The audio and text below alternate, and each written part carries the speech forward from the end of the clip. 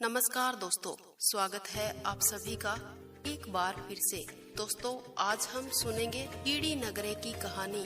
इस कहानी को सुनने मात्र से ही घर में अन्न धन के भंडार भर जाते हैं। एक गांव में एक बुढ़िया माई रहती थी।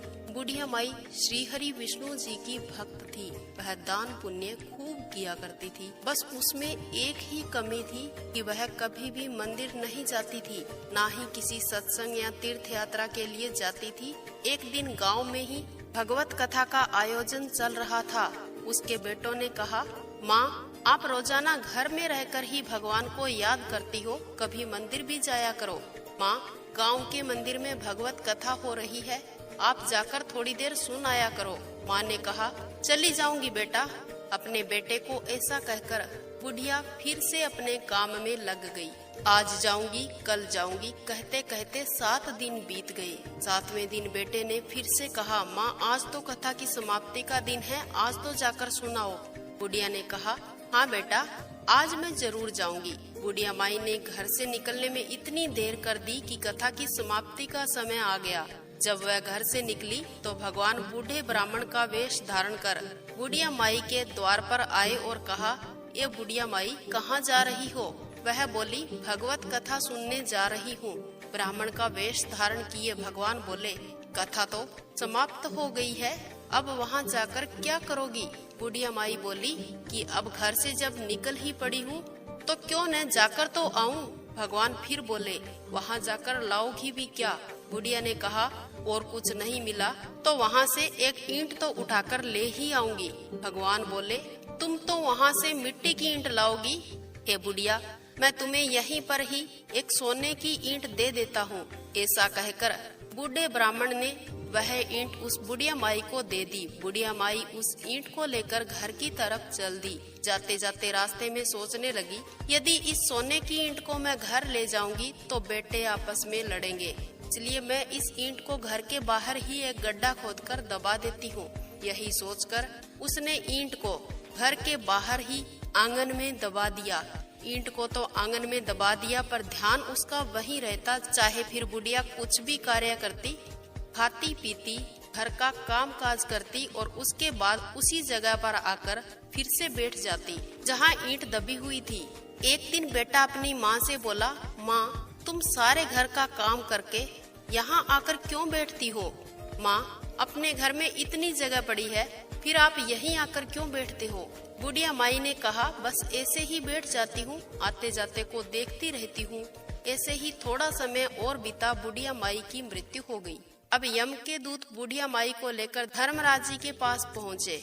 वहाँ जाकर यह विचार करने लगे कि अब इसे कौन सी योनि में भेजे। सोच विचार के बाद यमराज जी ने बुढ़िया माई को कुतिया की योनि में डाल दिया। कुतिया की योनि में जन्म लेकर बुढ़िया उसी घर में आई और उसी जगह जाकर बैठ जाती जहाँ ईंट दबी हुई थी। कुतिया को ऐसा करता हुआ देख बेटे बहुओं ने कहा, पहले तो यहाँ माँ बैठती थी, अब यह कुतिया यहाँ बैठ जाती है, इसे यहाँ से भगाना होगा, नहीं तो यह किसी को काट लेगी। यही सोचकर छोटे बेटे ने डंडा हाथ में लिया और कुतिया को जोर जोर से मारने लगा। डंडे की चोट इतनी अधिक थी कि वह सहन नहीं कर सकी और कुतिया की मृत्यु हो गई। मरने के बाद यम के दूत कुतिया को फिर से धर्मराज जी के पास लेकर गए। इस बार धर्मराज जी ने बुढ़िया को सर्पिणी की योनि में डाल दिया। सर्प बनकर उसी स्थान पर बुढ़िया पहुंच गई जहां ईंट दबी हुई थी। उसी जगह चारों तरफ घूमती रहती। सांप को इस तरह वहां घूमता देखकर बेटों ने कहा, यहाँ पहले तो माँ, फिर कुतिया और अब यह सांप आकर बैठ जाता है, इसे यहाँ से भगाना होगा, नहीं तो किसी को डस लेगा। बेटे ने डंडा उठाया और दे मारा। डंडे की चोट इतनी भयंकर थी कि सांप की मृत्यु हो गई। मरने के बाद यम के दूत आए और सांप को धर्मराज जी के पास लेकर पहुँचे। इस बार धर्मराज जी ने बुढ़िया माई को कीड़ी नगरे के रूप में वहीं स्थापित कर दिया जहाँ उसकी ईंट दबी हुई थी।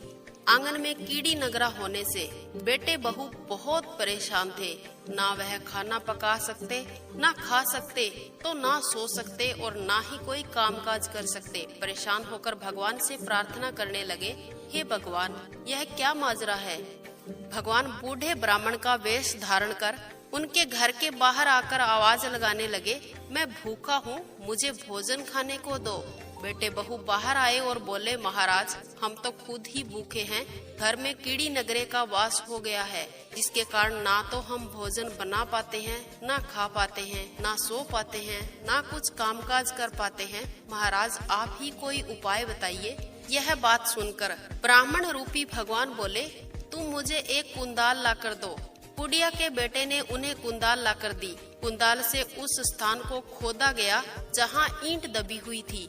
ब्राह्मण रूपी वेश में भगवान ने उस सोने की ईंट को निकाला और उसके 2 टुकड़े किए और दोनों भाइयों को एक एक टुकड़ा दिया और फिर कहा, तुम दोनों इस ईंट से अपनी माँ के नाम का धर्म पुण्य करो। यह बात कहकर ब्राह्मण रूपी भगवान वहाँ से चले गए।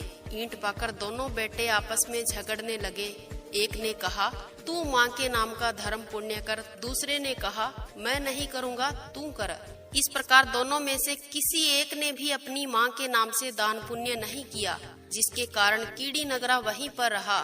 उसकी वजह से उनका घर में रहना दूभर हो गया था। ना वो कुछ बना पाते, ना खा पाते, ना सो पाते, ना कुछ कामकाज कर पाते।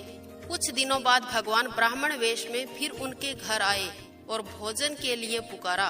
बुढ़िया माई के दोनों बेटे बाहर आए और बोले, महाराज हमारे घर की हालात तो वैसी की वैसी ही है। साधु ने कहा, जाओ वह सोने की ईंट लेकर आओ जो मैंने आपको दी थी। दोनों बेटों ने ईंट लाकर ब्राह्मण को दे दी। ब्राह्मण वेश में भगवान ने उस ईंट के एक एक टुकड़े किए और फिर दोनों को देकर बोले, इनको बेचकर जो धन तुम्हें मिले उससे अपनी माँ के नाम का दान पुण्य करो। कीड़ी नगरे पर दाना डालो और अपनी माँ के नाम से शक्कर और आटा डालो। यदि ऐसा नहीं करोगे तो तुम्हारी माँ को मुक्ति नहीं मिलेगी और ये कीड़ी नगरा ऐसे ही बना रहेगा जब तक आप दान पुण्य नहीं करोगे। तब दोनों बेटों ने वो सोने की ईंट बेचकर अपने माँ के निमित्त दान पुण्य किया। कीड़ी नगरे पर शक्कर और आटा डाला। देखते ही देखते कीड़ी नगरा वहाँ से चला गया और बुढ़िया माई की मुक्ति हुई और वह अपने बेटे बहुओं को आशीर्वाद देते हुए प्रभु के धाम चली गई और श्रीहरि के चरणों में बुढ़िया माई को स्थान मिला। अगर किसी भी भक्त को कोई पीड़ा सताए, परिवार में धन की बरकत नहीं हो रही है, घर में आर्थिक संकट आ जाए या किसी के बनते बनते कार्य बिगड़ने लगते हैं, तो कोई भी भक्तजन इस कथा का श्रवण अगर 7 दिन कर लेता है तो उसके समस्त पाप नष्ट हो जाते हैं, घर में अन्न धन के भंडार भर जाते हैं और हर कार्य में बरकत होनी शुरू हो जाती है। इसलिए हर एक स्त्री पुरुष को इस कथा का श्रवण अवश्य करना चाहिए। दोस्तों, आपको ये वीडियो अच्छी लगे तो इसे लाइक करना, ज्यादा से ज्यादा अपने दोस्तों के साथ शेयर करना। यदि आपने चैनल को सब्सक्राइब नहीं किया है तो चैनल को सब्सक्राइब अवश्य कीजिएगा। साथ ही साथ बेल आइकन प्रेस कर देना ताकि आने वाला कोई भी अपडेट आपसे मिस ना हो। मिलते हैं अगले वीडियो में, तब तक के लिए वंदे मातरम, जय श्री कृष्णा।